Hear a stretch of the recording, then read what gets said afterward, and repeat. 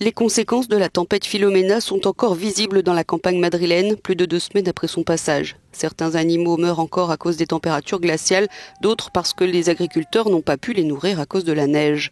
Les éleveurs de la région estiment à 6 millions d'euros leur perte de cheptel, alors qu'il faut réinvestir dès maintenant. Avant, je donnais à mes animaux une certaine quantité de nourriture. Maintenant, je dois la multiplier par 3 pour que ces animaux gardent le même poids. Si ces animaux deviennent maigres, ils ne pourront pas nourrir leurs veaux et ils mourront eux aussi.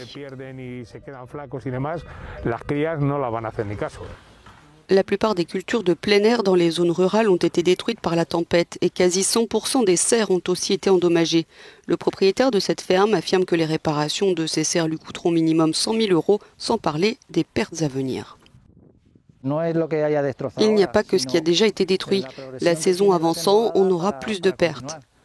Car si les cultures ne sont pas plantées, et vous ne pouvez pas les planter maintenant, tous ces mois seront à perte.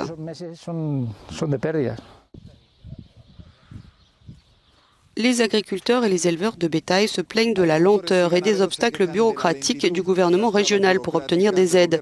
Aujourd'hui, ils craignent que la situation perdure et qu'il soit difficile d'obtenir une compensation financière après le passage de Filomena. L'Union des petits agriculteurs et des éleveurs d'Espagne dénonce le fait que les 16 millions d'euros d'aide annoncés par le gouvernement aient déjà été budgétisés avant la tempête. Si vous dirigez une entreprise dans l'élevage, l'agriculture, l'agroalimentaire qui a de très faibles bénéfices et que soudain une tempête comme celle de Filomena frappe et que tout s'écroule, il n'y a pas d'argent pour la relancer. Et parce que les bénéfices ont été faibles ces dernières années, personne n'est prêt à investir.